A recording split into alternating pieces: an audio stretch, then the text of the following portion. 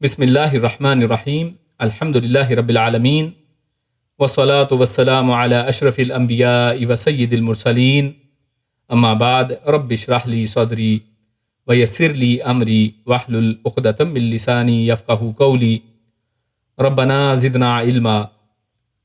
تو آج ہم انشاءاللہ تفسیر القرآن الکریم میں ہم سورۃ النساء کی آیت 135 سے 143 تک ان کا مطالعہ کریں گے، اور ان آیات کے اندر جو ہمارے سامنے موضوعات ہیں وہ ان میں سب کے اوپر اگر ہم ایک ہی موضوع کو دیکھیں تو جس کے تحت سب موضوعات آ رہے ہیں وہ ہے منافقین اور نفاق، اور ان کے حوالے سے اللہ رب العزت نے احکامات کو واضح کیا ہے۔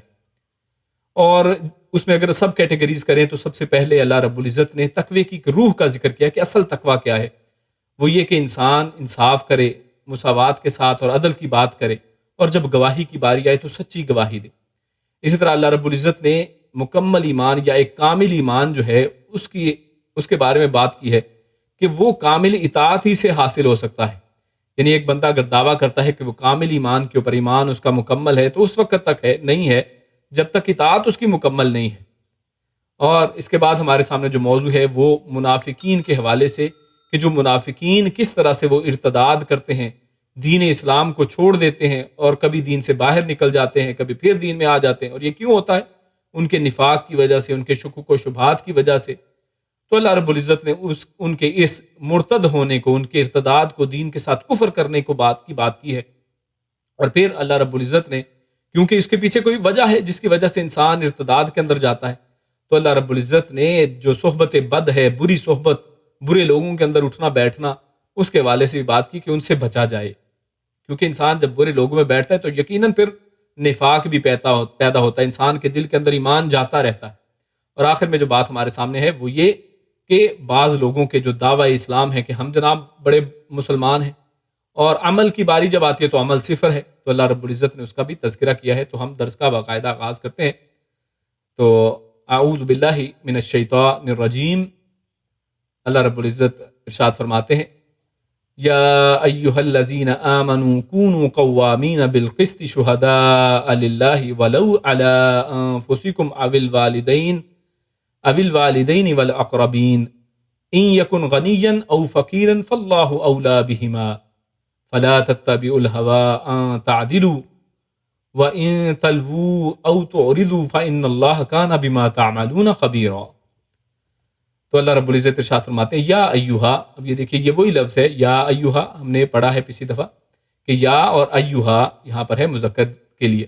تو اے الذین، وہ لوگو جو آمنو، سب ایمان لائے ہو، آمنو یہ جمع ہے، سب ایمان لائے، یعنی اے لوگو جو ایمان لے کے آئے ہو، اے ایمان والو، یا آسان زبان میں کہیں تو کیا مطلب ہے؟ اے ایمان والو، کونو ہو جاؤ، قوامین، قوام، دیکھیے یہ لفظ ہے قوام سے، قوامین یعنی قائم رہتے ہوئے، قوامین سب قائم رہتے ہوئے ہو جاؤ، بالقسطی، کس چیز پر قائم رہتے ہوئے؟ قسطی، قسط کہتے ہیں انصاف کو، بھی ساتھ قسط، انصاف کے ساتھ، یعنی انصاف کے ساتھ قائم رہنے والے ہو جاؤ۔ ساتھ ہی ساتھ کیا؟ شہداء کہتے ہیں شہادت دینے والے کو، اور اس کی جمع ہے یہ شہید سنگولر ہے، اور پلورل کیا ہے؟ شہداء۔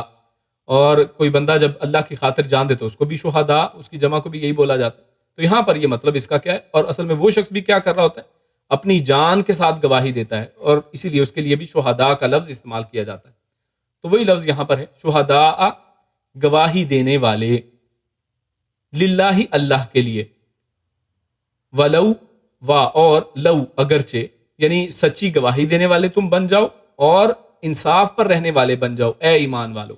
ایمان والوں کو یہ نصیحت اللہ رب العزت نے کی ہے، اور آگے فرمایا ولو، اور لو، اگرچہ یا چاہے، علی انفسکم، علی اوپر، انفسکم، انفس نفس کی جمع ہے، تمہارے نفس ہی ہوں، یعنی چاہے تمہارے اپنے ہی خلاف جاتی ہو گواہی، چاہے وہ عدل اور انصاف کی بات تمہارے اپنے ہی خلاف جاتی ہو، لیکن گواہی دیتے ہوئے، انصاف کرتے ہوئے تم انصاف کے ساتھ کام لو، علی انفسکم، اپنے چاہے خلاف ہی ہو، یا چاہے، اب آگے اس سے بھی بڑی بات ہے، غور سے سنیے، او، یا پھر الوالدینی، چاہے والدین کے بھی خلاف ہو، یعنی چاہے تمہارے اپنے خلاف وہ گواہی جاری ہو لیکن گواہی سچی دینی ہے تم نے، یعنی اتنی اہمیت ہے سچی گواہی کی. اول والدین، یا چاہے تمہارے والدین کے خلاف ہی ہو. والاقربین، اور الاقربین اقرب کہتے ہیں قریب، اردو میں لفظ میں استعمال کرتے ہیں، اسی کا یہ تفضیلی جملہ ہے، یعنی زیادہ جس میں فضیلت ہے، مطلب زیادہ قریب. چاہے وہ جو تمہارے بہت قریبی رشتہ دار ہیں وہی نہ ہوں، یعنی چاہے تمہارے قریبی رشتہ دار ہوں، چاہے تمہارے والدین ہوں، یا چاہے تمہاری اپنی جانیں ہوں، لیکن گواہی تم نے دینی ہے انصاف کے اوپر. ان یکن، ان اگر، یکن وہ ہو، غنیًا امیر، او یا فقیرن یا پھر کوئی فقیر، فاللہ فاتو اللہ، اللہ اولا وہ زیادہ ہے. اولا کہتے ہیں زیادہ قریب یا زیادہ آگے، زیادہ اوپر، تو وہ زیادہ ہے کہ کیا چیز؟ خیر خواہی میں اصل میں وہ زیادہ ہے. بیہما ان دونوں سے، ان دونوں کا وہ زیادہ، کن دونوں کا؟ یعنی جن کے بارے میں تم، چاہے وہ غریب تھا، کسی وجہ سے غریب ہونے کی وجہ سے ترس کھا کے گواہی دے رہے ہو اس کے حق میں، یا امیر کی دولت یا اس سے خوف کی وجہ سے تم گواہی دے رہے ہو، تو اللہ فرماتا ہے وہ امیر ہو یا غریب، اللہ رب العزت کا خوف یا اللہ رب العزت کی تمہارا زیادہ خیر خواہ ہے، لہٰذا تمہیں اللہ رب العزت کا کہنا مانا ہے. فلا تتبعوا، فا پھر لا نہ، تتبعوا تم سب پیروی کرو، الہوا، اور ہوا کہتے ہیں خواہش نفس کو، اپنے دل، یعنی اپنے دل کی نہ مانو، یعنی تمہاری خواہش، تمہارا دل کیا کرتا ہے، یعنی تمہارا میلان، تمہاری بائسنس کس کی طرف ہے، تمہاری انکلینیشن کس طرف ہے، اس کو نہ دیکھو. ان تعدلوا، اور اپنی خواہش نفس کی پیروی نہ کرو، ان یہ کہ تعدلوا کہ تم عدل نہ کرو، یعنی ایسا نہ ہو کہ تم اپنی خواہش نفس کی وجہ سے، کسی شخص سے تعلق کی وجہ سے عدل سے باز آ جاؤ، ایسا نہیں ہونا چاہیے. وَإِن، اور ان اگر، تلوو تم گول مول بات کرو، یعنی تلو کہتے ہیں اصل میں زبان کو ایسے گھما پھرا کے بات کرنا، پیچ زبان کو دے کے الٹا پلٹا کر کے بات کو گھما پھرا کے کرنا کہ بات کا میننگ کچھ اور ہی نکل آئے.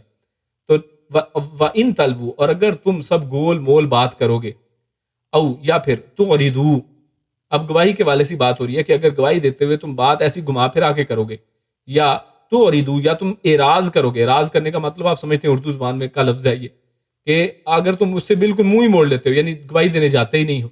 فَإِنَّ اللَّهَ، پھر ان بے شک اللہ، اللہ کانا ہے، بما ساتھ اس کے جو، تعملون تم عمل کرتے، خبیرا خوب خبردار. تو جو تم کر رہے ہو اصل میں اللہ رب العزت کو سب پتا ہے. تو اللہ رب العزت نے اینڈ پہ واضح بھی کر دیا ہے کہ تم پھر بچ کے کیا کہاں پہ جاؤ گے، جو بھی تم کر رہے ہو اللہ کو تو معلوم ہے. تو اب اس آیت کی کے اندر اللہ رب العزت نے جو احکامات ہمارے سامنے رکھے ہیں ان کو تھوڑا سا کھولتے ہیں. تو شروع میں اللہ رب العزت نے بات کی کونوا قوامین بالقسط، کہ تم انصاف کرنے والے بن جاؤ. اور انصاف کرنے والے بن جاؤ سے کیا مراد ہے کہ پوری طرح اس پہ قائم رہنے والے، کونوا قوامین یعنی اس کے اوپر کھڑے ہو جاؤ، یعنی بندہ ایک بالکل پکا ہو جائے، کھڑا ہو جائے کہ اب ہلتا نہیں ہے یہ بندہ وہاں سے، چاہے جو مرضی ہو جائے عدل کی بات کے اوپر قائم رہے گا. اور دوسری بات اللہ نے کی شہادت دینے کے والے سے، یعنی ایک تو یہ ہے کہ انسان کے ہاتھ میں فیصلہ ہو تو وہ انصاف کرے، اور دوسرا یہ ہے کہ ہاتھ میں اس کے فیصلہ تو نہیں ہے لیکن وہ گواہ ہے بطور گواہ، تو گواہ ہونے کے ناطے سے بھی وہ سچی گواہی دینے والا ہو، اور وہ گواہی چاہے اس کے اپنے خلاف جا رہی ہے. اور حتیٰ کہ اس میں یہاں پر گواہی، سچی گواہی کی اہمیت کا پتہ کہاں سے چلتا ہے؟ والدین کا لفظ اندر دیکھیے ڈال دیا اللہ رب العزت نے، کہا چاہے وہ تمہارے والدین ہی کیوں نہ ہو.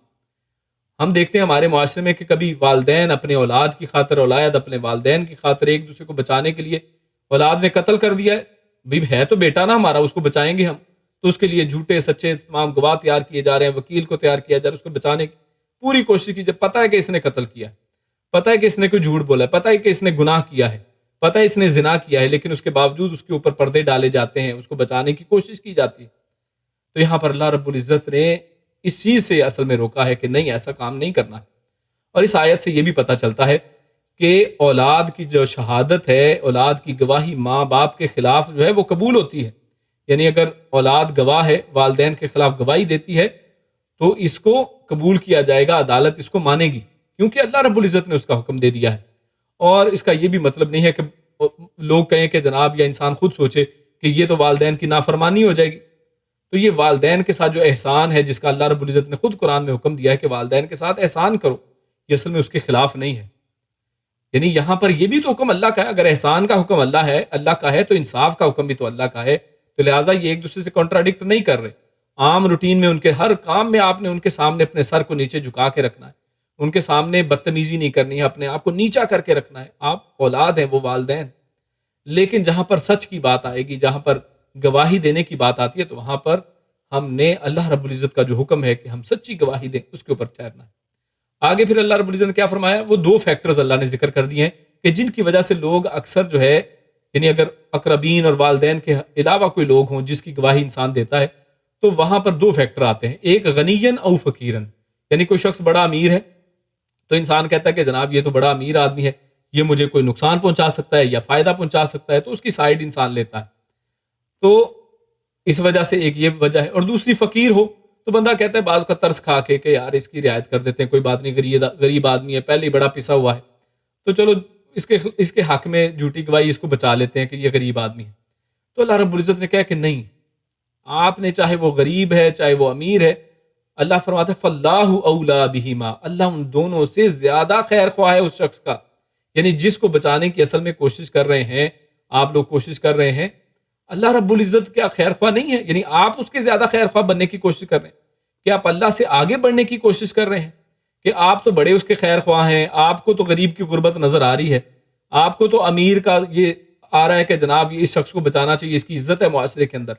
کیا اللہ کو نہیں پتا؟ اللہ فرماتا ہے اللہ اس سے زیادہ آپ سے زیادہ خیر خواہ ان دونوں کا، غریب کا بھی امیر کا بھی اللہ بہتر سمجھتا ہے. اور بچانا ہوتا تو اللہ بچاتا. اللہ رب العزت عدل قائم کرنا چاہتا ہے، اللہ رب العزت انصاف کی بات کرنا چاہتا ہے. تو اسی کے اندر اصل میں حکمت اور پورے معاشرے کی خیر خواہی ہے. تو اگر معاشرتی انداز کو، نظام کو چلانا ہے تو بہترین بات اور اصل بات، صحیح بات یہی ہے کہ انسان جو ہے اصل میں ان کے اوپر ترس کھانا یہی ہے کہ ایسے لوگوں کو اگر سنب کیا جائے، ایسے لوگوں کے گناہوں کے اوپر اگر پردے نہ ڈالے جائیں، چاہے وہ امیر ہو یا غریب، اور ان کو عدالت کے اندر جو اصل میں ان کا حق بنتا ہے وہ مل جائے، ان کو سزا ملتی ہے تو مل جائے، تو اس کے اندر ہی اصل میں معاشرے کی فلاح و بہبود ہے. کہ اگر ایک کو سزا ملے گی، جیسے لوگ آج کہتے ہیں کہ جناب ہاتھ کاٹ دیں گے، یہ تو بڑی خطرناک سزا ہے بھائی، اور پورا معاشرہ جناب لولا لنگڑا، یعنی آپ کہنا چاہتے ہیں کہ پورا معاشرہ چوریاں کرے گا. جب آپ ایک یا دو کے ہاتھ کاٹیں گے نا، پورا معاشرہ چوری سے باز آ جائے گا. جب ایک دو کے ساتھ آپ وہ معاملہ کریں گے جو قاتل کا ہے، جو وہ معاملہ کریں گے جو زانی کی سزا ہے اسلام کے اندر، تو پورا معاشرہ جو ہے وہ زنا سے باز آ جائے گا. یعنی ایسی بات نہیں ہے کہ جناب ہر جگہ پہ پتھر لوگوں کو پڑ رہے ہیں، ہر جگہ پہ ہاتھ کٹ ہوئے، نہیں ہے. اصل میں یہی تو وجہ ہے، اصل میں یہ کیا نہیں جاتا، انصاف ہوتا نہیں ہے. مجرم کو پتہ ہے میں چھوٹ جاؤں گا، تو لہٰذا روز آپ دیکھتے ہیں کہ نیوز میں، یعنی شاید ہی کوئی دن کی نیوز ہو جس میں کوئی زنا کا کیس نہ ہو، جس میں کوئی قتل کا کیس نہ ہو، جس میں کوئی بے انصافی کی بات ہمیں سننے کو نہ ملے. تو یہ ساری وجہ جو ہے وہ ہماری اصل میں یہ بے حکمتی کی وجہ سے، یعنی ہم سمجھتے ہیں کہ ہم اللہ سے زیادہ خیر خواہ ہیں ان لوگوں کے، ہمیں ان کو بچانا ہے، اللہ شاید نہیں بچانا چاہتا. تو نعوذ باللہ ایسی بات نہیں، اللہ رب العزت زیادہ خیر ہے. آگے اللہ فرماتا ہے فلا تتبعوا الہوا.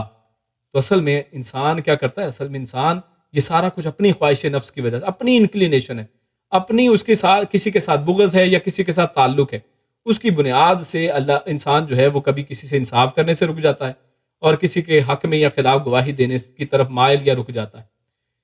اللہ رب العزت نے اس کی مثال دوسرے مقام پر اللہ رب العزت فرماتا ہے سورہ مائدہ آیت نمبر 8 میں، کیا فرمایا؟ اللہ فرماتا ہے وَلَا يَجْرِمَنَّكُمْ شَنَآنُ قَوْمٍ عَلَىٰ أَلَّا تَعْدِلُوا، کہ تمہیں کسی قوم کی دشمنی اس بات پر آمادہ نہ کرے کہ تم انصاف نہ کرو.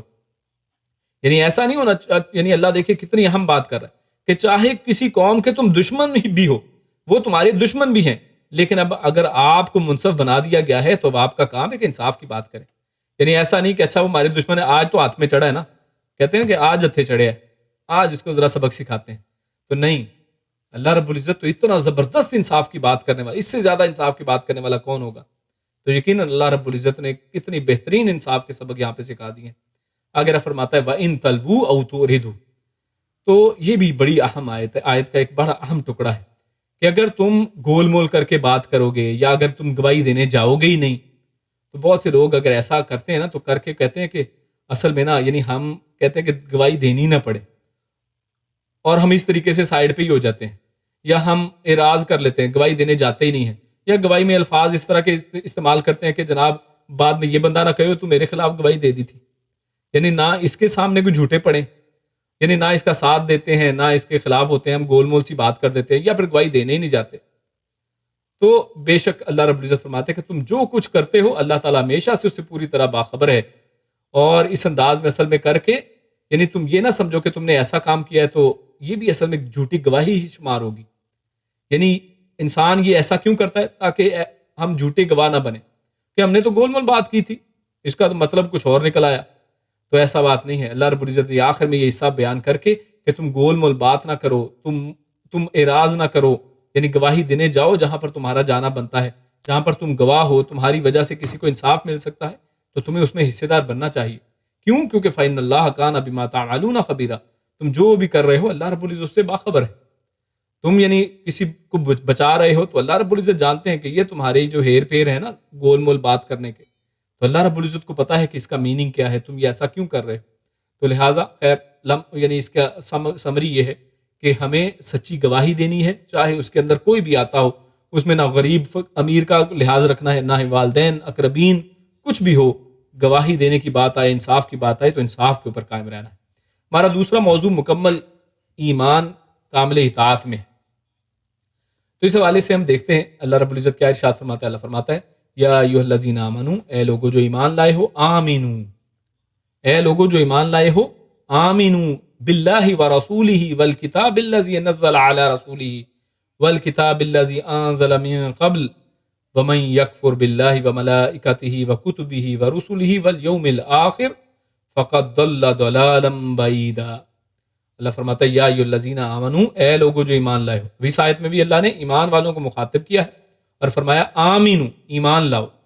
اب ایمان والوں کو اللہ فرما رہا ہے کہ ایمان لے کے آؤ باللہ، اللہ پر، ورسولی، اور اس کے رسول پر، والکتابی، اور کتاب کے اوپر، الذی، وہ جو، نزلہ، اس نے اتاری ہے، نازل کی ہے، علی رسولہ، اپنے رسول کے اوپر، یعنی رسول اللہ صلی اللہ علیہ وسلم، محمد رسول اللہ کے اوپر، والکتابی، اور اس کتاب پر، الذی انزل، وہ جو اس نے اتاری ہے، من قبل، اس سے پہلے، ومن یکفر، اور جو انکار کرے، باللہ، اللہ کا، وملائکتہ، اور اس کے فرشتوں کا، وکتبہ، اور اس کی کتابوں کا، ورسلہ، اور اس کے رسولوں کا، والیوم الآخر، اور آخرت کے دن کا، فقد، پھر، قد، یقیناً، ضل، وہ بھٹک گیا، وہ گمراہ ہو گیا، ضلالن، ایک گمراہی، بعیدن، دور کی، یعنی وہ بڑا ہی دور بھٹک گیا، وہ راستے سے بہت دور نکل گیا ہے، اصل راستے کو اس نے چھوڑ دیا ہے. تو اس آیت کے اندر اللہ رب العزت کیا ارشاد فرماتے ہیں؟ اللہ رب العزت نے شروع میں جو بات کی ہے آمینو باللہ ورسولہ، کہ اور اس سے بھی پہلے اللہ نے کیا فرمایا؟ یا ایھا الذین آمنو آمینو، اے لوگو جو ایمان لائے ہو، ایمان لاؤ. اب دیکھیے ایمان لانے والوں کو ایمان لانے کی بات کی جا رہی. تو کیا اس کا مطلب یہ ہے کہ جو چیز پہلے ہے وہی دوبارہ کرنے کی بات اللہ کر رہا ہے کہ ایک دفعہ پھر ایمان لے کے آؤ؟ نہیں. تو یہاں پر ایمان والوں کو جو دوبارہ ایمان لانے کا حکم دیا جا رہا ہے تو اس کا مطلب اصل میں کیا ہے؟ یعنی ایمان پر ثابت قدم رہو، یعنی ایمان لانے کا جو حق ہے وہ ادا کرو. یعنی جیسے تمہیں ایمان لانا چاہیے اصل میں اس انداز میں ایمان لاؤ. یعنی تمہارے صرف دعوے اور صرف لا الہ ایک دفعہ کہہ کے اس کے بعد کبھی مسجد کا رخ نہیں کیا، کبھی دین کی بات کو سمجھا سیکھا نہیں ہے، کبھی دین پہ عمل نہیں کیا، نہیں. اللہ رب العزت فرما رہے ہیں کہ اے ایمان والو، جو تم ایمان لے آئے ہو تو پھر اب اس کے اوپر ثابت قدم رہو، یا پھر اپنے ایمان میں اخلاص پیدا کرو. یہ اس کا میننگ لیا گیا ہے. اور اس کے مخاطب، اصل میں اس آیت کے جو مخاطب ہیں وہ اکثر مفسرین کے نزدیک وہ تمام مومنین ہیں، کہ اللہ رب العزت نے تمام ایمان والوں کو، سب کو یہاں پر مخاطب کیا ہے کہ تم ایمان لے کے آؤ. اور ایمان والوں کو ایمان لانے کی تاکید وہ ایک تحصیل حاصل والی بات نہیں ہے. یعنی ایسا نہیں ہے کہ دوبارہ سے کہا جا رہا ہے کہ دوبارہ ایک دفعہ ریوائز کرو، دوبارہ سے لا الہ پڑھو، نہیں. بلکہ کمال ایمان اور اس پر استقرار، یعنی ایمان کے اندر کمال پیدا کرو، اس کے اندر کوئی کمی بیشی ہے اس کو دور کرو. مثال کے طور پہ ہم بات کرتے ہیں کہ ہم میں سب لوگ الحمدللہ ایمان والے ہیں، لیکن کتنے لوگ ہیں ہم میں جن کو ایمان کے ارکان کا پتہ ہے کہ ایمان اصل میں کن چیزوں کا نام ہے، یعنی کون سی وہ چیزیں ہیں کہ جن پہ اگر ہم ایمان لائیں تو پھر اصل میں ایمان مکمل ہوتا ہے. وہ کون ہے، کون سی ہیں، کتنی ہیں، وہ کیا کیا ہیں، اور اس طرح ان کی ڈیٹیلز کیا ہیں، انسان کس طرح ایمان میں آتا ہے، اور کون سی چیزوں سے تھوڑی بہت آگے پیچھے ہونے سے انسان کفر کی وادی میں جا گرتا ہے. تو کیا ہمیں یہ چیزوں کا پتہ؟ یعنی کمال ایمان کے اندر ہے، اور اس پر پھر استقرار، انسان اس کے اوپر پھر کھڑا رہے، یعنی چاہے اس کے آگے کوئی بھی اس کے اندر امتحانات آئیں، اس کے اندر وہ پھر ہلے جلے نہیں. تو جیسے اللہ رب العزت نے سورۃ الفاتحہ کے اندر بھی ہم یہ بات بار بار پڑھتے ہیں، کیا کہتے ہیں؟ اہدنا الصراط المستقیم، یعنی کیا آپ پہلے سیدھے راستے پہ نہیں ہیں؟ تو وہاں پر بھی تو ہم پہلے سیدھے راستے پہ ہوتے ہیں، اسی لیے تو نماز پڑھ رہے ہیں. اور لیکن پھر بار بار ہر نماز کی ہر رکعت میں ہم کہہ رہے ہیں کہ اللہ سیدھے رستے پہ چلا، سیدھے رستے پہ چلا، تو کیا مطلب ہے اس کا؟ تو وہاں پر بھی اصل میں جو مطلب ہے وہی یہاں پر اس کا مطلب ہے. وہاں پر کیا مطلب ہے کہ ہمیں یعنی سیدھے رستے پر رکھ، یعنی بار بار ہم یہ نہیں کہہ رہے ہوتے کہ سیدھے رستے پہ چلا. مطلب اس کا وہاں پر یہ ہوتا ہے کہ اللہ ہم سیدھے راستے پہ آپ نے ہمیں جو توفیق دی ہے اب اس کے اوپر قائم رکھ، اس کے اوپر دوام ہو، ہم اس کے اندر مضبوط رہیں، بالکل قائم رہیں، اور ہمارا ایمان دن بدن بڑھتا ہی چلا جائے، ہمارا سیدھے راستے کے اندر کوئی ٹیڑھ نہ آئے. تو وہی مطلب یہاں پر ہے. تو بعض نے لکھا ہے کہ اس کے مخاطب اہل کتاب کے مومن ہیں، یعنی اکثر نے تو یہ کہا ہے کہ اس آیت میں جو آمنو کی بات ہے تو یہ مومنوں کو سے خطاب ہے، لیکن بعض نے کہا ہے کہ اس سے مراد اصل میں اہل کتاب سے خطاب ہے، اہل کتاب کے مومن. اور کیوں؟ وہ کہتے ہیں کہ پہلی بات، اور لیکن پہلے والی جو بات ہے نا جو ہم نے پہلے بات کی کہ سب اس سے مراد ہے، تمام مومن اس سے مراد ہے، یہ زیادہ صحیح ہے. قرطبی لکھتے ہیں کہ بعض کا خیال ہے کہ یہ خطاب منافقین سے اور ان کے بظاہر مسلمان ہونے کی وجہ سے ایمان والے فرما دیا، یعنی اے ایمان والے ان کو کہہ دیا. کیوں؟ کیونکہ ظاہراً تو وہ ایمان والے ہیں، منافق جو ہیں، اس لیے یہاں پر ایمان والوں کہہ دیا ہے. تو اصل میں منافقین سے خطاب ہے کیونکہ ظاہراً ایمان والے ہیں. اور معنی یہ ہے کہ جب تک دل میں کامل یقین پیدا نہیں کرو گے اور خالص اللہ کو نہیں مانو گے تو اللہ کے ہاں مسلمان نہیں ہو سکتے. یعنی اس لیے فرمایا کہ آمینوا باللہ ورسولہ والکتاب الذی نزل علی رسولہ، کہ تم اللہ پہ ایمان لاؤ. یعنی ویسے تو تم نے کلمہ پڑھ لیا ہے لیکن اندر دل میں تمہارے نفاق ہے، تو اللہ پہ سچا والا ایمان لے کے آؤ، اس کے رسول کی باتوں کو مانا کرو، کتاب میں جو تمہارے لیے احکامات نازل ہوتے ہیں اس کے اوپر عمل کیا کرو، اور جو پچھلی کتابوں میں تمہارے بارے میں جو تمہارے حوالے سے باتیں ہیں تو اس کے اوپر عمل کرو. تو یہ اللہ رب العزت نے یہاں پر بات کی ہے. اور اللہ فرماتا ہے والکتاب الذی انزل من قبل، اور یہ جو بات ہے نا کہ اس پہ بھی ایمان لاؤ جو تم سے پہلے نازل کی گئی ہے. تو اس پر ایمان لانے سے اصل میں مراد کیا ہے؟ تو اس کا مطلب یہ نہیں ہے کہ ہم اس کتاب کو بھی اسی طرح پڑھیں گے جیسے قرآن مجید کو پڑھتے ہیں. تو اس پر ایمان لانے کا مطلب یہ ہے کہ ان کے متعلق یہ عقیدہ رکھا جائے کہ وہ بھی قرآن کی طرح اللہ تعالیٰ کی طرف سے نازل ہوئی تھیں، جس طرح قرآن اللہ نے نازل کیا وہ بھی نازل ہوئی تھی. ہاں جو عمل کی بات ہے تو وہ ان پر نہیں ہے، یعنی عمل ان پہ ہم نے نہیں کرنا، عمل کے لیے قرآن مجید ہے اور نبی اکرم صلی اللہ علیہ وسلم کی سنت کے اوپر ہمیں عمل کرنا ہے، جیسے اسی آیت میں بھی ہے آمنوا باللہ ورسولہ. اور ان کتابوں میں جو چیز کتاب و سنت کے مطابق ہوگی اس کی تصدیق کی جائے گی، یعنی اس کو ہم مانیں گے، اور جو ان کے خلاف ہوگی اسے ہم نہیں مانیں گے. یعنی ہم دیکھیں گے پیمانہ قرآن کریم یا سنت مطہرہ، اس پیمانے کے ساتھ ساتھ جو چیز ان کتابوں میں لکھی ہے تو ہم اس کو بھی مانتے ہیں چاہے ان کتابوں میں لکھی ہو. یہی اصل میں اس کے اندر ایمان ہے. اور جو اس قرآن کریم یا سنت مطہرہ سے کنٹراڈکٹ کرتی ہے، جو اس سے مخالف سمت میں جاتی ہے، تو وہ اصل میں ایمان کے خلاف بات ہے. تو لہٰذا وہاں پر ہم ان کتابوں جو پہلی کتابیں ہیں تورات، زبور، انجیل، تو وہاں پر ہم ان کے اوپر عمل نہیں کریں گے. تو عمل قرآن کریم اور سنت کے اوپر ہی ہوگا. اور آگے اللہ نے فرمایا وَمَن يَكْفُرْ بِاللَّهِ، کہ جو اللہ کے ساتھ کفر کرے، وَمَلَائِكَتِهِ، اور فرشتوں سے. اور یہاں پر اللہ رب العزت نے ایمان کے جو 5 ارکان ہیں نا ان کو اصل میں اس آیت کے اندر گنوا دیا ہے. ایمان کے 6 ارکان ہیں. کتنے ارکان ہیں ایمان کے؟ وہ 6 ہیں.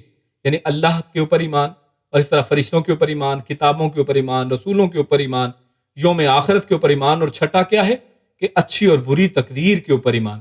وہ یہاں پر ذکر نہیں ہے لیکن 5 کا ذکر اللہ رب العزت نے یہاں پر فرما دیا ہے. تو یہ 5 ارکان ایمان یہاں پر اس آیت میں ذکر ہوئے ہیں. اور اللہ فرماتا ہے کہ جو ان سے کفر کرے، یعنی ان 5 ارکان سے جو کوئی کفر کرتا ہے فقط ضل ضلالا بعیدا، تو وہ دور کی گمراہی میں پڑ گیا ہے. اور یہاں پر ایک بہت اہم بات وہ سمجھ لیں کہ اگر ان میں سے کسی ایک چیز کا بھی انسان انکار کرتا ہے نا تو وہ اصل میں سمجھے کہ سب چیزوں کا انکار ہے. یعنی ایسا نہیں ہے کہ وہ بندہ کہے کہ میں جناب 5 کا اقرار کرتا ہوں، میں رسول اللہ صلی اللہ علیہ وسلم کو نہیں مانتا، ان کی بجائے میں فلاں رسول کو مانتا ہوں، تو اصل میں وہ 5 کی 5 بھی ختم ہو گئی.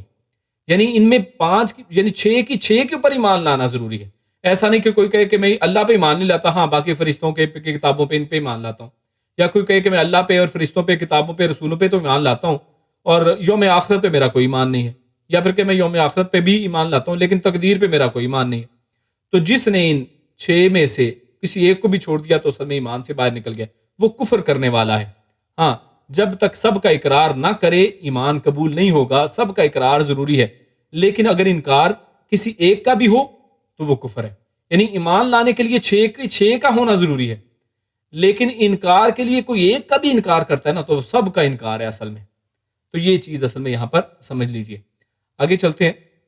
اللہ رب العزت نے منافقین کے جو ارتداد اور ان کی ارتداد کی بات کی ہے اس کو ذکر کیا ہے. اللہ نے فرماتا ہے ان الذین آمنوا، وہ لوگ، ان بے شک الذین وہ لوگ جو، پہلے آیت تلاوت کر لیتے ہیں. ان الذین آمنوا ثم کفروا ثم آمنوا ثم کفروا ثم ازدادوا کفرا لم یکن اللہ لیغفر لهم ولا لیہدیہم سبیلا. اللہ فرماتا ہے ان بے شک الذین وہ لوگ جو آمنوا سب ایمان لائے، یعنی وہ لوگ جو ایمان لائے، ثم کفروا پھر انہوں نے کفر کر دیا، ثم آمنوا پھر سب وہ ایمان لے آئے، ثم کفروا پھر انہوں نے کفر کر دیا، ثم پھر ازدادوا یعنی زیادہ ہوتے چلے گئے، وہ بڑھتے چلے گئے، کفرن اپنے کفر میں. لم یکن اللہ، لم نہیں، یکن وہ ہے، اللہ لیغفر کہ لیے یغفر وہ مغفرت کرے، کہ وہ ان کی مغفرت کرے. یعنی اللہ کے لیے پھر اب یہ لازم نہیں ہے، اللہ کے اوپر یہ ہے کہ وہ ان کی مغفرت کرے. لہم ان کو، ولا اور نہ ہی، لیہدیہم نہ ہی ان کو ہدایت دے، سبیلا کسی بھی راستے کی. یعنی اب یہ اللہ کے اوپر لازم نہیں ہے، اللہ کے اوپر اب یہ نہیں رہا کہ اب وہ اللہ ان کو مغفرت کرے یا ان کو ہدایت دے. کیوں؟ کیونکہ وہ ایمان لائے پھر کفر کیا، پھر ایمان لائے پھر کفر کیا، اور پھر کفر میں بڑھتے ہی چلے گئے. تو یہاں پر ان لوگوں کی بات ہو رہی ہے کہ جو ایمان لانے کے بعد کس طرح سے اپنے کفر میں بڑھتے چلے جاتے ہیں. تو اس حوالے سے ان سے مراد اصل میں کون ہے؟ ان سے مراد منافقین ہیں، جو مسلمان تو ہو گئے مگر آپ جانتے ہیں کہ جب کوئی فائدہ دیکھتے تھے تو کیا کرتے؟ تو ایمان کی طرف بڑھ جاتے تھے، کہتے تھے ہم تو آپ کے ساتھ ہیں. اور اگر کوئی تکلیف پہنچتی تو کافر ہو جاتے تھے. وہ جیسے آپ کو پتا ہے کہ جنگ احد کے اندر وہ 300 لوگ جو ہیں وہ مسلمانوں کو چھوڑ کے واپس چلے گئے. یعنی اب یہاں پر کیونکہ لڑنا پڑے گا تو نکل گئے، وہاں پر کفر اختیار کر لیا. تو یہ لوگ مشرکین اوس خزرج میں سے بھی تھے. یعنی یہ لوگ کہاں سے تھے؟ یہ مشرکین جو تھے اوس اور خزرج قبیلے کے جو مشرک لوگ تھے ان میں سے بھی یہ کچھ لوگ تھے اس طرح کے. اور یہود مدینہ کے اندر جو یہودی بستے تھے جنہوں نے ظاہراً اسلام قبول کر لیا تو ان میں سے بھی کچھ تھے. تو بعض مفسرین نے اس سے مراد یہود لیے ہیں، یعنی بعض نے تو کہا کہ یہ منافقین مراد ہے. بعض مفسرین یہ کہتے ہیں کہ اصل میں اس آیت میں جن کا ذکر ہے نا یہ یہودی ہیں اصل میں. اور وہ کیسے؟ وہ کہتے ہیں کہ یہود حضرت موسیٰ علیہ السلام پر ایمان لائے تو یہ ان کے پہلے ایمان کا ذکر ہے. ثم کفروا تو پھر عزیر علیہ السلام کے اوپر ایمان لانے کی جب بات آئی تو انہوں نے کفر کیا، انہوں نے کہا ہم نہیں ایمان لاتے. پھر حضرت عزیر علیہ السلام پر ایمان لے آئے تو حضرت عیسیٰ علیہ السلام کا انکار کر دیا اور پھر کفر میں بڑھتے چلے گئے، حتیٰ کہ جب حضرت محمد صلی اللہ علیہ وسلم کی نبوت کی باری آئی ہے، ان کا زمانہ آیا ہے تو پھر ان کا بھی انکار کر دیا. اور اب اس کے بعد آپ جانتے ہیں کہ وہ کفر میں بڑھتے چلے جا رہے ہیں. اسلام کے خلاف جتنے یہودی ہیں اور کوئی بھی نہیں. تو یہ اصل میں بعض مفسرین کا کہنا ہے کہ اس سے مراد یہ یہودی ہیں. حضرت علی رضی اللہ تعالیٰ عنہ اس آیت کی تلاوت فرما کر فرماتے تھے کہ مرتد سے 3 بار کہا جائے کہ توبہ کر لے، یعنی 3 دفعہ اس کو کہا جائے. اس آیت میں بھی اسی طرح ذکر ہے تو اس کی وضاحت میں وہ کہتے ہیں کہ 3 دفعہ اس سے کہا جائے کہ توبہ کر. پھر فرمایا یہ منافقوں کا حال ہے، یعنی یہ حال، یہ جو جن کی بات اس طرح ہو رہی ہے یہ کون ہے؟ یہ منافقوں کا حال ہے کہ وہ اس طرح کے ہوتے ہیں کہ کبھی ایمان لے آتے ہیں کبھی کفر کر لیتے ہیں. سختی آئی تو کفر کر لیا، کوئی سہولت آئی تو کہا کہ ہم تو آپ کے ساتھ ہیں. اور یہ منافقین کا حال ہے کہ آخرش ان کے دلوں پر مہر لگ جاتی ہے، یعنی کہا جائے ثم ازدادوا کفرا، پھر وہ کفر میں زیادہ بڑھتے چلے جاتے ہیں تو ان کے دلوں پر مہر لگ جاتی ہے. پھر وہ مومنوں کو چھوڑ کر کافروں سے دوستیاں گانڈ لیتے ہیں، یعنی پھر ان کی دوستیاں پھر کافروں کے ساتھ بڑھتی چلی جاتی ہیں کیونکہ اب ان کے دلوں کے اوپر مہر لگ گئی. تو اب بھی بے شمار اگر ہم مسلمانوں کا حال دیکھیں تو ایسا ہی نہیں ہے کہ کیا ہے، ایسی جگہ پر کھڑے رہتے ہیں جس کے بارے میں اللہ رب العزت نے سورہ حج میں آیت 11 میں کیا ارشاد فرمایا؟ اللہ فرماتا ہے وَمِنَ النَّاسِ مَن يَعْبُدُ اللَّهَ عَلَى حَرْفٍ، کہ لوگوں میں کچھ لوگ ایسے بھی ہیں کہ جو اللہ کی عبادت اس انداز میں کرتے ہیں کہ وہ ایک کنارے پر ہوتے ہیں. یعنی کیا مطلب ہے اس کا؟ یعنی مطلب یہ ہے کہ وہ ایک کنارے پہ رہتے ہیں، یعنی اسلام کے نا بالکل باہر والی سائڈ پہ، کہ ہم سرکل کے اندر تو رہیں لیکن ہمارا ایک قدم اتنا قریب ہو سرکل کے، ایمان یعنی اسلام کا سرکل، کہ جب فائدے کی بات ہو ہم کہیں کہ دیکھو جی ہم تو سرکل کے اندر ہیں، ہم تو یہ مسلمان ہیں. اور جب اسلام کے اندر کوئی سختی کی بات، کوئی ایسے دین کی بات آئے تو فوراً اپنا قدم باہر نکالا اور باہر نکل گئے، کہ اب باہر جا کے کھڑے ہو جاتے کہ ہمارے پہ تو یہ چیز اپلائی نہیں ہوتی، ہم تو نہیں یہ کرنے والے، ہم تو اس بات میں مسلمانوں کا ساتھ دینے والے نہیں. کوئی جو منافقوں والی اوپر بات آئی تو کچھ لوگ اس انداز میں اللہ کی بات کرتے ہیں کہ وہ ایک کنارے پہ کھڑے رہتے ہیں کہ جب مرضی جس انداز میں فائدہ اٹھانا ہو ہم اٹھا لیں. پھر اللہ فرماتے ہیں ثم ازدادوا کفرا، پھر کفر میں بڑھ گئے. یعنی پھر وہ کفر پر قائم رہے. اس سے مراد کیا ہے کہ وہ اپنی موت تک کفر کے اندر قائم رہے. یعنی اللہ نے جو یہاں پر بات کی نا کہ اللہ ان کو پھر ہرگز نہیں بخشتا اور نہ ہی اللہ ان کو پھر سیدھا راستہ دکھاتا ہے, تو اس سے مراد یہ زندگی نہیں ہے. اس سے مراد کیا ہے کہ ان کے کفر کی وجہ سے بڑھتے چلے گئے اور حتیٰ کہ اسی حالت میں ان کی موت ہو گئی. اور کیونکہ اب وہ ایسی حالت میں مر گئے ہیں کہ جس کے اندر سے اب اللہ رب العزت جو ہے ان کو بخشنے والا نہیں ہے, کیونکہ کفر پر ان کی موت ہوئی ہے. اور اب کیونکہ آخرت آ گئی ہے تو آخرت کے اندر اب سیدھے رستے کا کوئی سوال ہی پیدا نہیں ہوا. یہ دنیا تھی جس کے اندر ان کو چوز کرنا تھا, ہدایت والا راستہ یا پھر برا راستہ, تو دو راستے آپ کے سامنے تھے. تو اس دنیا کے اندر یہ بات تھی. تو مطلب یہ کہ اس دنیا کے اندر کوئی شخص اگر توبہ کر لیتا ہے, چاہے وہ یہ کفر کی 3 دفعہ بات آئی, تو اگر تیسری دفعہ میں پھر اگر ہدایت کی طرف آتا ہے اور ہدایت کے اوپر اس کی موت ہوتی ہے تو پھر اللہ رب العزت اس کو معاف کر دیں گے. لیکن اگر وہ چاہے وہ پہلی دفعہ کفر کرنے کے بعد ارتداد کرتا ہے, مرتد ہو جاتا ہے, اور اگر اس کی اسی حالت میں موت ہو جاتی ہے, تو جس حالت میں موت ہوئی ہے نا, یعنی آخری آپ کا عمل دیکھا جائے گا. یہ نہیں دیکھا جائے گا کہ ساری زندگی کیا کیا تھا, بلکہ دیکھا یہ جائے گا کہ آخری وقت کس حالت میں گزارا تھا. اگر آخری لمحے میں وہ شخص کفر کی حالت میں تھا تو اس کے اوپر کفر کا حکم ہے, یعنی اللہ رب العزت اس کے ساتھ وہی معاملہ کرنے والے ہیں جو کسی کافر کے ساتھ کیا جاتا ہے. تو یہاں پر اس سے مراد اصل میں یہ. ورنہ دنیا کے اندر اگر کوئی شخص توبہ کرتا ہے تو اس کی توبہ کو قبول کیا جائے گا. اور آخرت میں تو پھر اب یہ ایک ایسے مقام پر پہنچ گیا کہ اب وہاں پہ اس کو راستہ پتہ بھی چل جائے تو وہ کیا کر سکتا ہے. اب تو اس نے آخری لمحہ جو ہے وہ کفر کی حالت میں اس دنیا کے اندر گزار لیا. اب تو وہاں پر رزلٹ سنایا جائے گا, تو وہاں پر پھر ہدایت کا راستہ جو ہے اس کی کوئی ویلیو ہی نہیں ہے. وَلَا لِيَهْدِيَهُمْ سَبِيلًا, تو وہاں پر کوئی کیا راستہ ملنے والا ہے. اور قرآن کریم کی بعض آیات اس کے متعلق اور وضاحت ہمارے سامنے کرتی ہیں کہ قیامت والے دن میں کیا ہے, اندھیرے ہوں گے. قیامت والے دن کیا ہوگا, ہر طرف اندھیرا ہے اور مومنوں کو نور ملے گا, ان کی اپنے ایمان کی روشنیاں ہوں گی, ان روشنیوں میں وہ لوگ چلیں گے. اور ایسے لوگ جو منافق قسم کے لوگ ہیں, یہ لوگ مانگیں گے پھر کہ ہمیں بھی تھوڑی اپنی روشنی میں سے کوئی روشنی دے دو, اور ان کو کوئی راستہ نہیں ملے گا. اندھیرے میں کوئی انسان کس راستے پہ جا سکتا ہے, اس کو پتہ ہی نہیں ہے یہ راستہ کس طرف کو جاتا ہے, اندھیرا ہے. تو لہٰذا اس دن اندھیرے ہیں, قیامت والے دن ایمان والوں کے پاس نور ہدایت کی روشنی ہوا کرے گی. تو آگے ہم چلتے ہیں. تو اللہ رب العزت اگلی آیت کے اندر جو ہمارے سامنے موضوع آتا ہے وہ ان صحبت بد سے بچنے کی اللہ رب العزت نے تاکید فرمائی ہے. اللہ فرماتا ہے بشر المنافقین, بشر یہ حکمیہ ہے, امر ہے کہ بشارت سنا دیں. المنافقین کو, کن کو, منافقوں کو. بی انا, بی ساتھ انا, کہ بے شک, لہم ان کے لیے ہے, عذابن ایک بہت بڑا عذاب, علیمن دردناک. یعنی منافقین کو بشارت سنا دیں, خوشخبری سنا دیں کہ ان کے لیے دردناک عذاب ہے. الذین یتخذون, الذین وہ لوگ جو, یتخذون وہ پکڑتے ہیں, الکافرین کافروں کو. یعنی اب یہ منافقین کی صفت بیان کی جا رہی ہے. یعنی الذین کہہ کے پیچھے جو منافقین کی بات ہوئی ہے ان کی صفت بتائی جا رہی ہے کہ جن کے لیے عذاب علیم ہے, دردناک عذاب ہے. وہ منافق کون ہیں؟ وہ لوگ ہیں یتخذون جو پکڑتے ہیں, الکافرین کافروں کو, اولیاء اپنا دوست, من دون المؤمنین مومنوں کو چھوڑ کے, یعنی مومنوں کے علاوہ. مومن موجود ہیں کہ مومنوں کو بھی دوست بنایا جائے, لیکن ان کو ان کے ساتھ بیٹھنے کا مزہ ہی نہیں آتا, ان کے ساتھ بنتی نہیں ہے. مومنوں کے ساتھ بیٹھنے کے میں کیا مزہ آئے گا جناب؟ وہ قرآن و حدیث کی بات کریں گے, کیا مزہ ہے؟ جب بیٹھیں گے وہ کہیں گے آؤ جی نماز پڑھنے چلیں, تو اس میں کیا مزہ ہوا جناب؟ تو ان کو مزہ کہاں پہ آتا ہے؟ چلو جناب فلم دیکھنے چلتے ہیں, چلو جناب فلاں کام کرتے ہیں, فلاں برائی والا کام کرتے ہیں.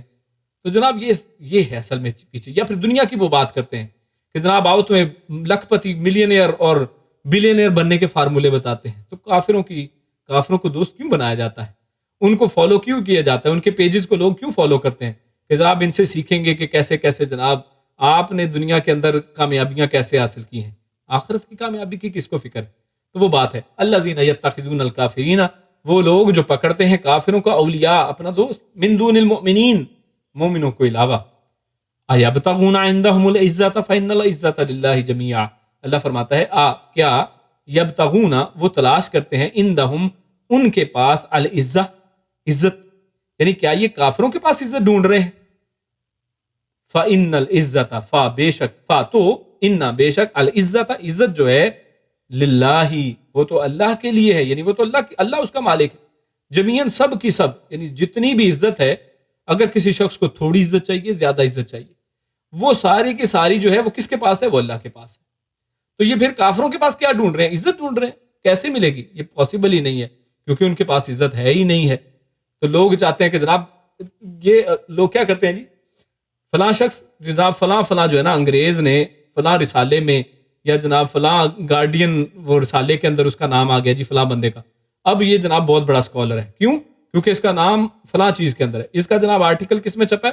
ویب آف سائنس میں چھپا ہے. اس کا آرٹیکل کے اسکوپس بہت بڑا جی ریسرچر ہے. یعنی آج کسی بندے کی ویلیو اور عزت کا اندازہ کس سے کیا جا رہا ہے؟ کہ کافروں کے اندر اس کی عزت کیا ہے. کافروں نے دیکھے جناب اس کا نام اس کو بیسٹ لوگوں میں شمار کیا. بھائی ان کے پاس ہم عزت ڈھونڈ رہے ہیں جن کے پاس عزت ہے ہی نہیں. عزت تو اللہ کے پاس ہے. اللہ کیا فرماتا ہے؟ بشر المنافقین. تو کتنا طنزیہ انداز ہے، یعنی منافقوں کو بشارت سنا دیں، خوشخبری. کس چیز کی خوشخبری؟ عذابًا علیمًا. دردناک عذاب کی کیا خوشخبری ہوتی ہے؟ اللہ فرما رہے خوشخبری سنائیں. یعنی اصل میں اللہ ان کو طنز کر رہا ہے کہ تم دنیا میں جو اپنے آپ کو بیوقوف بنا رکھا ہے تم نے، تو لہٰذا پھر خوشخبری سنو. قیامت والے دن تمہیں کیا ملنے والا ہے؟ ایک دردناک عذاب ملنے والا ہے. یہ ایک طنزیہ انداز. اللہ تعالیٰ نے فرمایا کہ عزت کافروں کی دوستی میں نہیں ہے، بلکہ وہ تو سب کی سب اللہ کے ہاتھ میں ہے. عزت ہے ہی اللہ کی، اس کا مالک وہ ہے، عزت اسی کے لیے ہے. تو لہٰذا اگر تم کسی کو عزت چاہیے، اللہ کے ساتھ اپنا ناطا جوڑے، اللہ والوں کے ساتھ اپنا ناطا جوڑے، مومنوں کے ساتھ ناطا جوڑے. اور مومنوں کو چھوڑ کر، مومنوں کو سائڈ پہ کر کے بندہ کہ اور ہر وقت جو ہے کہہ لیں کہ صفتیں بیان کرتا رہے صرف کافروں کی، کافر ملکوں کی، کافروں کی تہذیب کی، کافروں کے نظاموں کی صفتیں بیان کرتا رہے، ان کے ساتھ دوستیاں گانڈے کہ جناب ان کے ساتھ دوستی رہے گی تو پھر عزت ملے گی، ورنہ کیا عزت ہے جناب دنیا کے اندر. اور مولویوں کو اور ایسے لوگوں کو سمجھا جاتا ہے کہ یار انہوں کون سمجھتا ہے، یہ کون ہے، یہ کیا چیز ہے، ان کو تو کوئی دنیا میں جانتا ہی نہیں ہے، ان کو تو یوٹیوب چلانے نہیں آتی. تو بیچارے جو اس طرح کے جو علماء ہیں جنہوں نے پوری پوری زندگیاں دین کے لیے کپائی ہیں، ان کو سمجھا جاتا ہے کہ یہ تو پتہ نہیں جاہل اور بیوقوف قسم کے لوگ ہیں، اور جن کا جناب نام ہے جناب نمبر 1 اور اتنے ملین سبسکرائبر اور اتنا یہ کوئی بڑی بلا چیز ہے. تو ایسی بات نہیں ہے. یہ عزت اللہ کے ہاتھ میں، عزت لوگوں کے ہاتھ میں نہیں ہے، یہ کافروں کے ہاتھ میں نہیں ہے. اللہ فرماتا ہے وَلِلَّهِ الْعِزَّةُ وَلِرَسُولِهِ. سورۃ المنافقین میں بڑے واضح اللہ نے فرما دی کہ عزت تو کس کی ہے؟ اللہ کی. وَلِرَسُولِهِ اور اس کے رسول کی. وَلِلْمُؤْمِنِينَ اور مومنوں کی. وَلَكِنَّ الْمُنَافِقِينَ لَا يَعْلَمُونَ. لیکن منافقوں کو پتہ ہی نہیں ہے. منافق سمجھتے ہیں کہ جناب ہم عزت والے ہیں یا کافر عزت والے ہیں. عزت تو ان تینوں کے پاس ہے، اللہ کے پاس. اور اللہ رسولوں کو عزت باعزت بناتا ہے، اللہ مومنوں کو باعزت بناتا ہے. اللہ کے ہاں عزت تو کفر کی وجہ سے گئی. اب انجام کیا ہوا کہ اللہ کے ہاں جو ہے عزت ہے وہ ان کے کفر کرنے کی وجہ سے چلی گئی.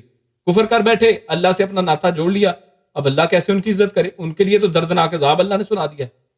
اور کفار کے پاس عزت تھی ہی نہیں تو ملنی کیسے تھی؟ یعنی ادھر سے بھی گئے، یعنی نہ دنیا کے رہے نہ آخرت کے رہے. اور آپ نے اکثر سنا ہوگا، یعنی اکثر بہت سی کہہ لیں کہ پرانی جو فلمیں ہیں ان میں اگر آپ دیکھیں نا تو وہ دکھاتے ہیں کہ جناب یہ لوگ جنہوں نے اپنے دین کو، اپنے علاقے کو بیچ دیا ہے چند پیسوں کے لیے، تو یعنی یہ ہمارے پھر کیسے سگے ہو سکتے ہیں؟ تو آخر میں جو ایسٹ انڈیا کمپنی ہے اس کے زمانے کی جو باتیں دیکھیں یا اس کے زمانوں کی جو فلمیں بنی ہیں تاریخی، ان کے اندر واضح یہ بتاتے ہیں کہ وہ پھر ان لوگوں کو، نوابوں کو جنہوں نے ان کے ساتھ دیے ہیں، مسلمانوں کو چھوڑ کے کافروں کے ساتھ دیے، تو ان کے ساتھ کیا کیا ان لوگوں نے؟ ان کو بھی پکڑ کے اٹھا کے پھینک دیا، کیونکہ ان کے پاس عزت تھی ہی نہیں، ملنی کیا تھی؟ اور اگر بظاہر کچھ تھی بھی تو ان کے دوغلے پن کی وجہ سے ان کا بھی اعتبار اٹھ گیا کہ جناب جو اپنوں کے نہیں ہوئے ہمارے کیسے ہوں گے؟ تو اللہ نے جیسے قرآن میں فرمایا خاسرت دنیا والآخرہ. تو یہ جو لوگ ہیں نا جو ایک سائڈ پہ کھڑے رہتے ہیں اور منافقین والا رویہ اختیار کرتے ہیں، دنیا میں بھی ان کا خسارہ ہے اور آخرت میں بھی ان کا خسارہ ہے. آگے چلتے ہیں. اللہ فرماتا ہے وَقَدْ نَزَّلَ عَلَيْكُمْ فِي الْكِتَابِ اور قد یقیناً نزل اس نے نازل کیا علیکم تم پر فی الکتابی کتاب کے اندر.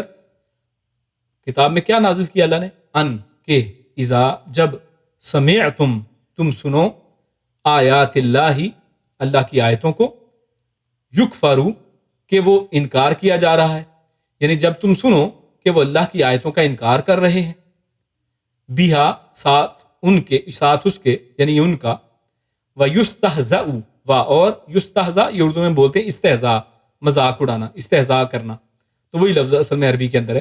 اور اڑایا جا رہا ہے مذاق کن کا؟ وہی آیات کا، بیہا ان کا، یعنی انہی بیہا سے مراد وہ آیات اللہ جو شروع میں لفظ آ گیا نا، تو بیہا بار بار یہ ضمیر اس کی طرف لوٹ رہی ہے کہ جب آپ سنیں وَقَدْ نَزَّلَ عَلَيْكُمْ فِي الْكِتَابِ کہ قرآن میں اللہ نے پہلے یہ بات نازل کر دی ہے. کیا نازل کیا ہے؟ کہ جب بھی تم سنو کہ وہ لوگ اللہ کی آیتوں کا کفر کر رہے ہیں یا پھر ان کی آیتوں کا مذاق اڑایا جا رہا ہے، فَلَا تَقْعُدُوا، پھر لا نہ تقعدوا، تم بیٹھو ان کے پاس. قعدہ جیسے ہم نماز میں کہتے ہیں نا، قعدہ، قعدہ اولا، قعدہ اخرى، یا آخری قعدہ، یعنی بیٹھنے کو کہتے ہیں. مقد بیٹھنے کی جگہ کو کہتے ہیں. تو وہی تقعدوا، فلا تقعدوا، تو نہ تم بیٹھو، معہم، مع ساتھ، ہم ان کے، یعنی اگر وہ ایسی باتیں کر رہے ہوں، اگر آپ کے رشتہ دار ہیں، آپ کا ان سے کوئی تعلق ہے، آپ کے یا کہہ لیں کہ کولیگز ہیں آپ کے، ایسے لوگ آپ کسی ایسی جگہ پر رہتے ہیں جہاں پر کافر بھی ہیں، دین کا مذاق اڑانے والے ہیں، کسی ایسی مجلس میں ہیں، تو کیا کرنا ہے؟ فلا تقعدوا، تو ان کے ساتھ نہیں بیٹھنا ہے آپ کو، معہم، ان کے ساتھ، حتیٰ کہ یخوضوا، وہ سب لگ جائیں، فی حدیث، فی میں حدیث، بات، کسی بات میں، غیر ہی، اس کے علاوہ، یعنی جب تک کہ وہ اس کے علاوہ کوئی بات نہیں شروع کر دیتے، آپ پھر ان کے درمیان میں اس دوران نہ بیٹھیں. ہاں جب کوئی اور بات نارمل، کوئی اور باتیں ہو رہی ہوں تو ٹھیک ہے بیٹھ جائیں، کوئی حرج نہیں ہے. آپ کو اگر کام کی ضرورت ہے، ان کے ساتھ بیٹھنا مجبوری ہے، تو کوئی حرج نہیں ہے. لیکن جب اس طرح کی باتیں کر رہے ہو تو ساتھ بیٹھنا بھی نہیں ہے. انکم، بے شک تم، اذن، اس وقت، یعنی اگر تم ان کے اندر بیٹھے تو اس وقت، مثلہم، تو ان کے جیسے ہی ہوگے تم. یعنی پھر ایسا نہیں ہے کہ جناب میں ان کے اندر بیٹھا تھا، میرا عقیدہ وہ نہیں ہے، میں تو صرف ان کے ساتھ بیٹھا ہوا تھا، سن رہا تھا صرف ان کی باتیں. نہیں، اللہ نے فرمایا کہ اگر ان کے درمیان میں جب یہ لوگ اسلام کا کفر کر رہے ہوں، اسلام کا مذاق اڑا رہے ہوں، تم وہاں پہ بیٹھے ہوئے ہو بغیرت بن کے، تو اس وقت تم بھی پھر ویسے ہی ہو. انکم اذا مثلہم، تو اس وقت تم بھی ویسے ہی ہو. ان اللہ، ان بے شک اللہ جامع المنافقین. اب یہ غور کرنے والی بات ہے، اللہ جمع کرنے والا ہے المنافقین، یعنی اوپر یہ جو بات دیکھیں کس کی ہو رہی ہے؟ مومنوں کی. کہ مومن اگر کوئی بندہ بیٹھا ہوا ہے، مسلمان بیٹھا ہے لوگوں کے درمیان میں جو کفر کی باتیں کر رہے ہیں، مذاق اڑایا جا رہا ہے ایمان کا، اسلام کا، اور وہاں پہ بیٹھے ہیں آرام سے، تو اللہ کہتا ہے کہ ان اللہ جامع المنافقین، تو اللہ ایسے پھر منافقین کو جمع کرنے والا ہے، والکافرین، اور کافروں کو. یعنی یہ دونوں دنیا میں تو منافق مسلمانوں کے اندر ہوتے ہیں، یعنی لگتا ہے کہ یہ بھی مسلمان ہے، ہمیں کیا پتا منافق کون ہے. یعنی منافقین کے بارے میں ایک بات سمجھ لیں کہ اللہ کے نبی صلی اللہ علیہ وسلم نے جو چند منافقین کے نام گنوائے تھے، مفسرین وغیرہ نے کتابوں، حدیث کی کتابوں میں آپ کو ملے گا کہ 10-12 سے زیادہ نام نہیں ہیں، یعنی جن کا ہمیں پتا ہے، جن کا اللہ رب العزت نے بتا دیا اللہ کے پیارے رسول کو. ورنہ کون کون منافق تھا ہمیں نہیں پتا، یعنی وہ ان کے کیا کیا نام تھے ہمیں نہیں پتا. یعنی ہم پن پوائنٹڈ کسی کا نام لے کے نہیں کہہ سکتے کہ جی فلاں منافق ہے، فلاں منافق ہے، نہیں، کیونکہ یہ دل کی اور اندر کی بات ہے، ہمیں نہیں پتا، اللہ کو پتا ہے، اللہ جانے اور وہ جانے، ہمیں نہیں پتا.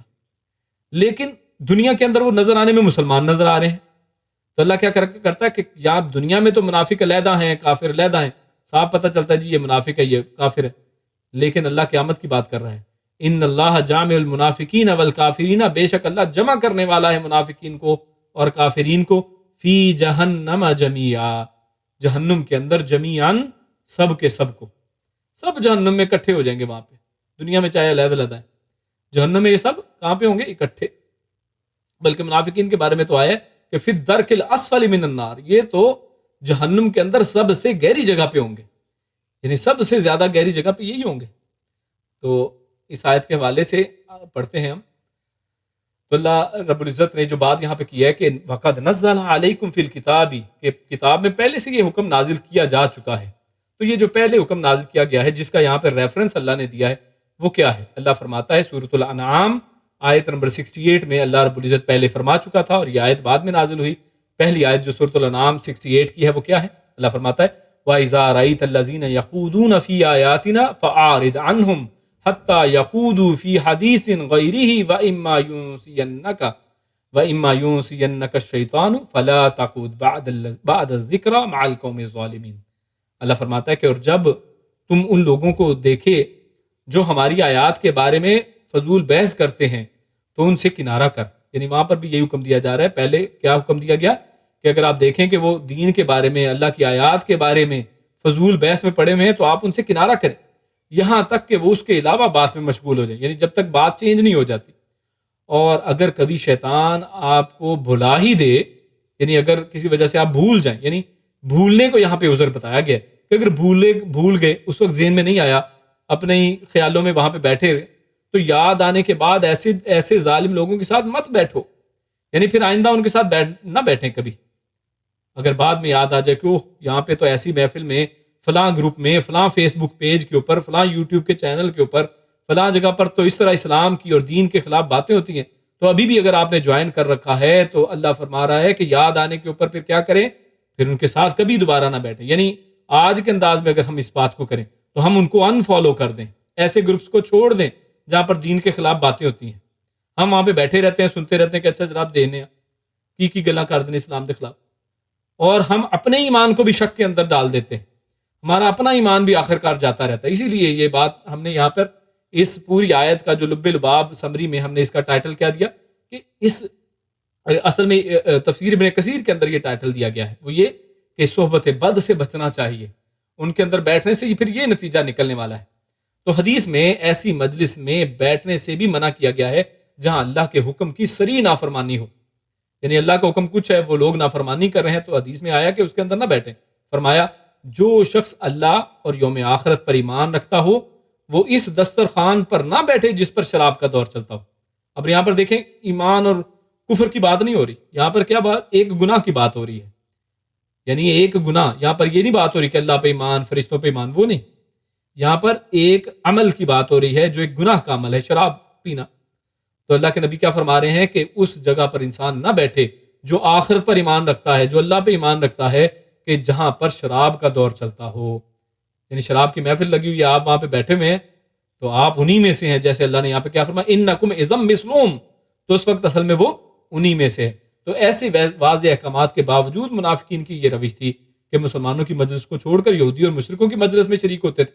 یہ لوگ جا جا کے مشرکین مکہ کے ساتھ بیٹھتے تھے جہاں پہ اسلام کو مذاق اڑایا جا رہا تھا، تو یہاں پر اصل میں انہی کو مخاطب بیسیکلی کیا گیا ہے، لیکن عام بھی ہے یہ آیت، اس کا مفہوم ہم سب کے لیے بھی ہے، اور ہر ایسی مجلس میں شرکت حرام ہے جہاں قرآن و سنت کا مذاق اڑایا جاتا ہو، جہاں پر قرآن و سنت کا مذاق اڑایا جاتا ہو، ایسے ٹی وی چینل، ایسے پروگرام کہ جن میں جناب مذاق اڑا رہے ہیں کہ جناب کس طرح سے دیکھیے جی یہ لوگ پانچے اونچے کر کے جناب پانی میں سے گزر رہے ہیں، یعنی ایسے ایسے دین کے مذاق اڑائے جاتے ہیں۔ کئی لوگ معروف ہیں ایسے لبرل قسم کے لوگ کہ جو ٹی وی چینل میں بیٹھتے ہیں، ہم جناب ان کو بڑا اسکالر سمجھ کے ان کی باتیں سنتے ہیں۔ اللہ رب العزت نے فرمایا کہ آئندہ ان کی باتیں نہ سنیں، ان کے اندر خصوصاً یا کم از کم اتنی دیر نہ بیٹھیں کہ جب یہ اس طرح کی بات کر رہے ہیں، چاہے وہ کفار و مشرکین کی مجلس ہو یا اہل بدعت اور فساق و فجار کی مجلس ہو، ایسی بدعتوں ایسی مجلسوں میں بیٹھنا وہ حرام ہے۔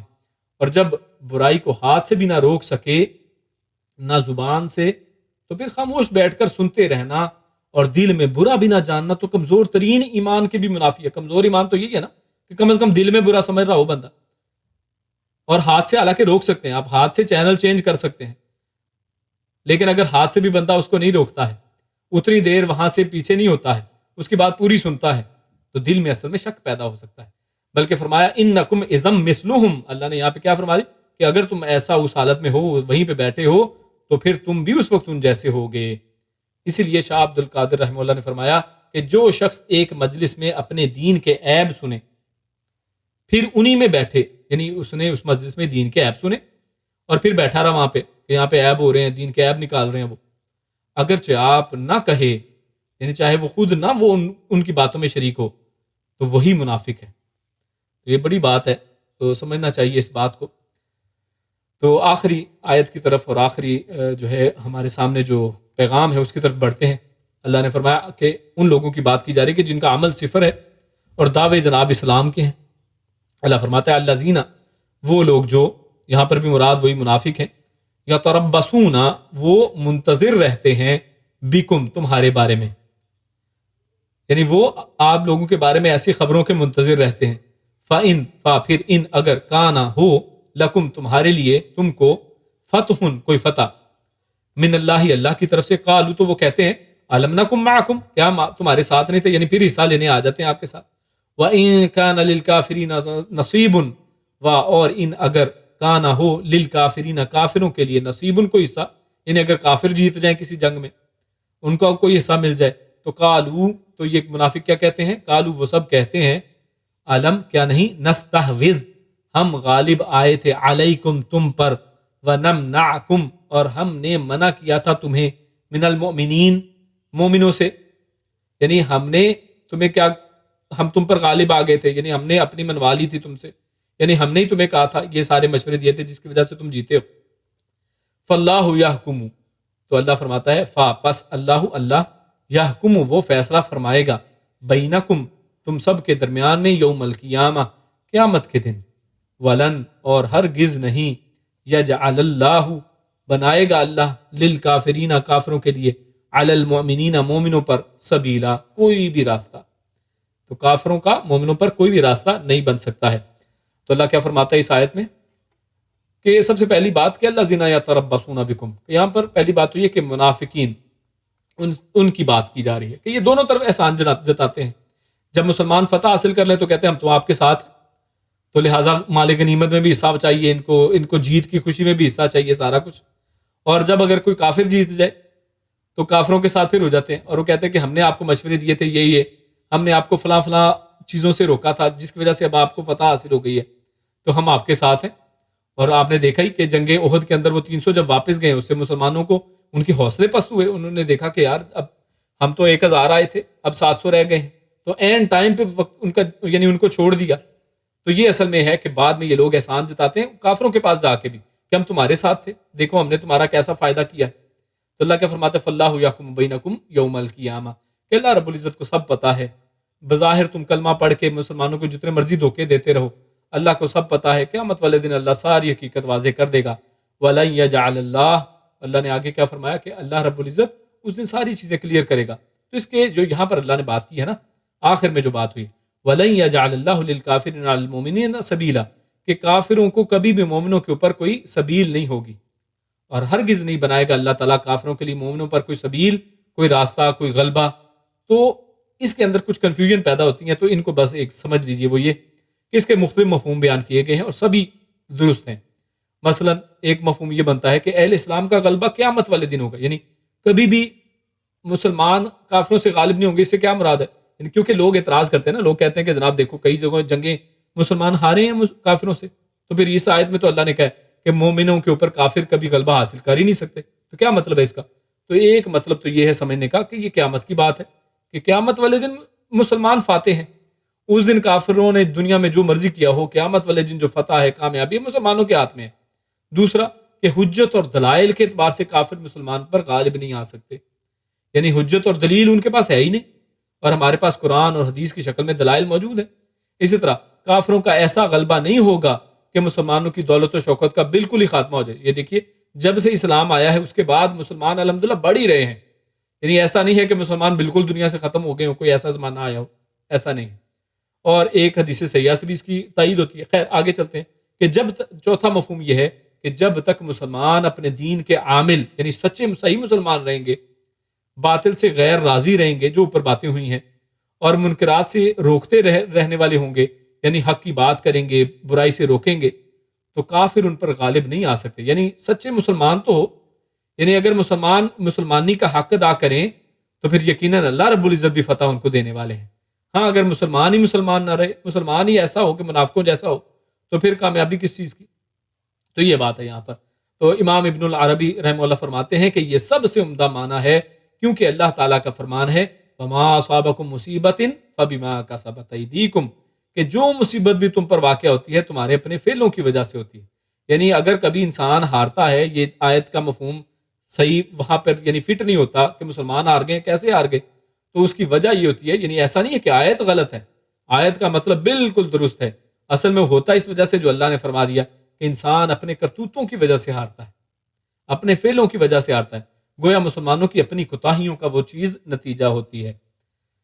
تو آگے چلتے ہیں، اللہ فرماتا ہے ان المنافقین یخادعون اللہ وہو خادعهم، ان بے شک المنافقین منافقین یخادعون اللہ، یخادعون کہتے ہیں دھوکہ دینے کو، وہ اللہ کو دھوکہ دیتے ہیں، وہو خادعهم، اور اللہ جو ہے وہ ان کو دھوکے میں ڈالے ہوئے ہے، وَإِذَا قَامُوا، اور جب وہ کھڑے ہوتے ہیں کہاں پر، إِلَى الصَّلَاةِ، نماز میں یا نماز کی طرف، قاموا کسالا، وہ سستی میں کھڑے ہوتے ہیں، قاموا وہ کھڑے ہوتے ہیں، کسالا سستی اور کاہل ہو کر، یراؤن الناس، یراؤن وہ دکھانے والے بن کے کھڑے ہوتے ہیں، یعنی لوگوں کو دکھانے کی خاطر نماز میں کھڑے ہوئے ہوتے ہیں، الناس لوگوں کو، ولا اور نہ، یذکرون وہ نماز کے اندر اب بات ہو رہی ہے، یعنی ایک تو ظاہر کی بات ہو رہی ہے کہ ظاہر میں صرف لوگوں کی خاطر کھڑے ہیں، اور نماز کے اندر بھی یا ویسے بھی عام روٹین میں لا یذکرون نہیں وہ ذکر کرتے اللہ کا الا مگر قلیلا تھوڑا بہت، یعنی تھوڑا بہت ذکر کرتے ہیں اللہ کا، اللہ کے ذکر میں بھی وہ بہت کوتاہ ہوتے ہیں۔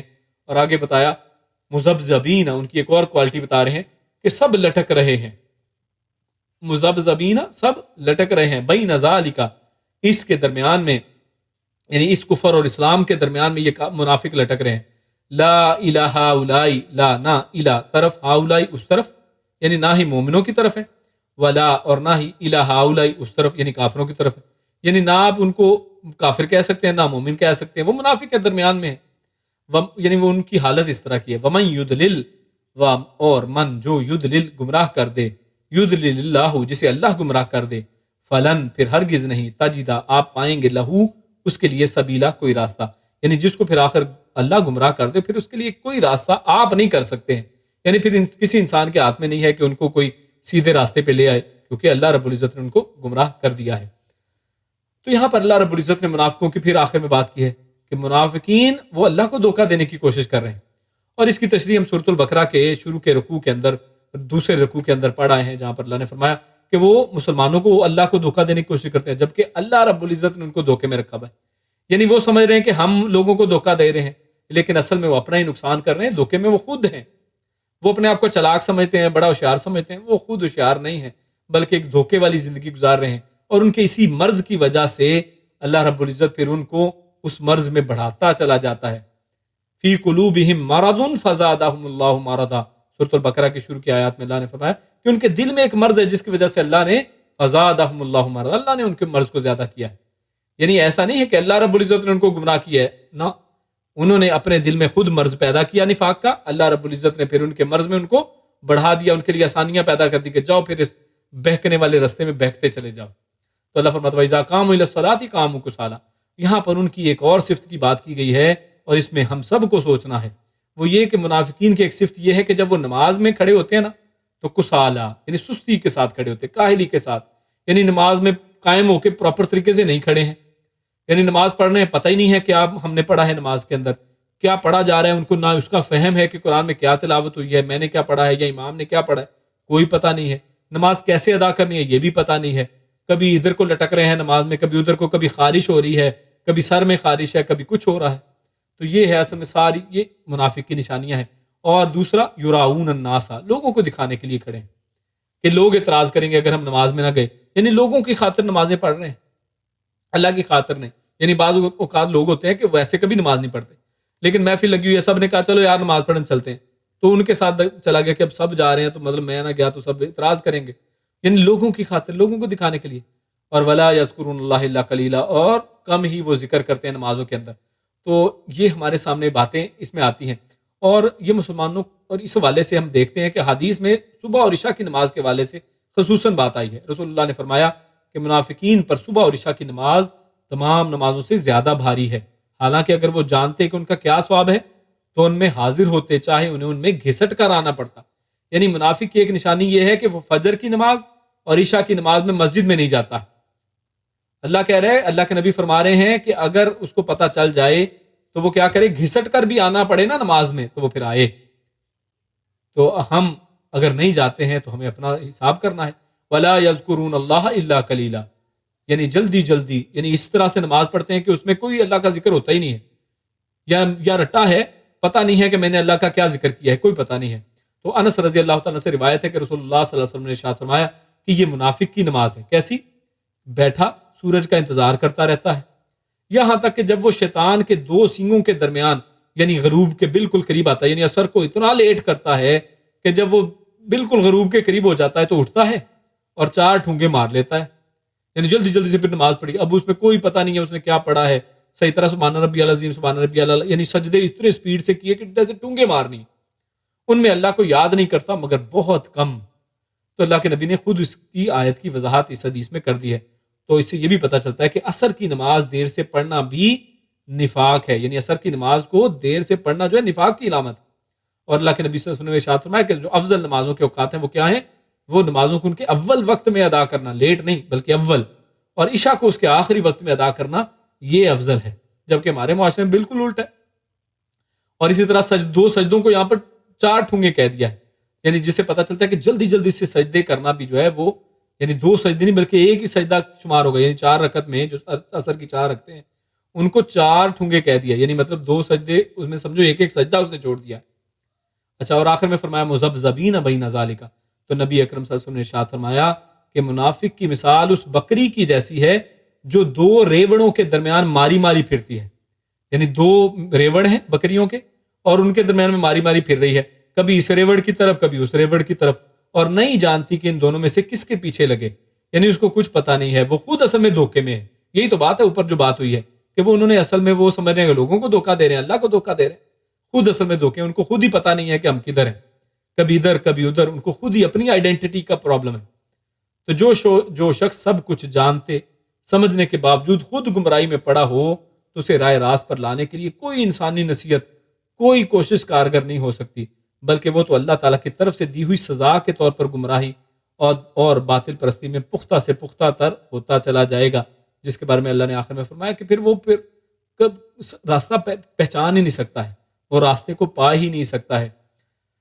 اور درس کے آخر میں جو چند نکات ہم نے آج کے درس میں جو پڑھا ہے، ایک اس کی سمجھیں کہ ایک اوور ویو ہو جائے گا، وہ یہ سب سے پہلی بات ہمیں جو سمجھ آئی وہ یہ کہ گواہیوں اور انصاف کے معاملے میں اپنا ہمیں جائزہ لینا ہے کہ کہیں ہم رشتہ داری کی بنیاد پر ناانصافی تو نہیں کر رہے، اور دوسری بات یہ کہ اپنے ایمان کا جائزہ لیتے رہیں اور اس کی تجدید قول و فعل سے کرتے رہیں، اور نرا دعویٰ کسی کام کا نہیں ہے کہ صرف دعویٰ ہو، بلکہ ہم نے عمل کے ساتھ اس کی تصدیق کرنی ہے کہ جو ایمان ہے واقعی ہے یا نہیں ہے۔ اسی طرح ارکان اسلام اور ایمان کا علم حاصل کرنا ہے ہمیں، اور یہ بنیادی چیزیں اپنی اور اپنے آپ کو اور اپنی اولاد کے علم میں بھی لائیں اور ان کے عمل میں بھی لے کے آئیں کہ یہ کیا چیزیں ہیں۔ یعنی افسوس تو یہ ہے کہ نہ ہمیں خود پتہ ہے نہ ہماری اولاد کو پتہ ہے، تو اس میں ہمیں اپنے آپ کو امپروو کرنا ہے۔ اور چوتھی چیز یہ کہ اپنے ایمان کو کفر، نفاق اور ارتداد یعنی مرتد جیسے لوگوں سے اور ایسی چیزوں سے اور شکوک و شبہات سے بچانا ہے۔ کیوں؟ موت کا وقت کسی کو معلوم نہیں ہے، لہٰذا ہر وقت اپنی ایمانی حالت کو درست رکھنے کی کوشش کرنی ہے۔ اور پانچویں بات یہ سمجھ میں آئی کہ دنیا اور آخرت کی بھلائی اور عزت صرف اللہ کے ہاتھ میں ہے۔ کفار اور اسلام سے متنفر لوگوں کی صحبت سے ہمیں بچنا ہے، یعنی ایسے کفار سے ہمیں بچنا ہے جو اسلام سے متنفر ہیں، جو ہمیشہ اسلام کی نفرت کی باتیں کرتے ہیں، اور عزت ان کے در پر تلاش ہمیں نہیں کرنی ہے۔ کیوں؟ کیونکہ وہاں پہ ہے ہی نہیں، مل ہی نہیں سکتی ہے۔ اور ایک بات یہ کہ بد عقیدہ اور اسلام دشمن لوگوں کی مجلس سے بچنا ہے ہمیں۔ اور آج کل ہم نے بات کی کہ یوٹیوب اور سوشل میڈیا میں ایسے لوگوں کو فالو کرنا ان کی مجلس میں بیٹھنے جیسا ہی ہے، تو لہٰذا ایسے لوگوں کی مجالس کو، ان کے پیجز کو، ان کو چھوڑنا ہے ہمیں۔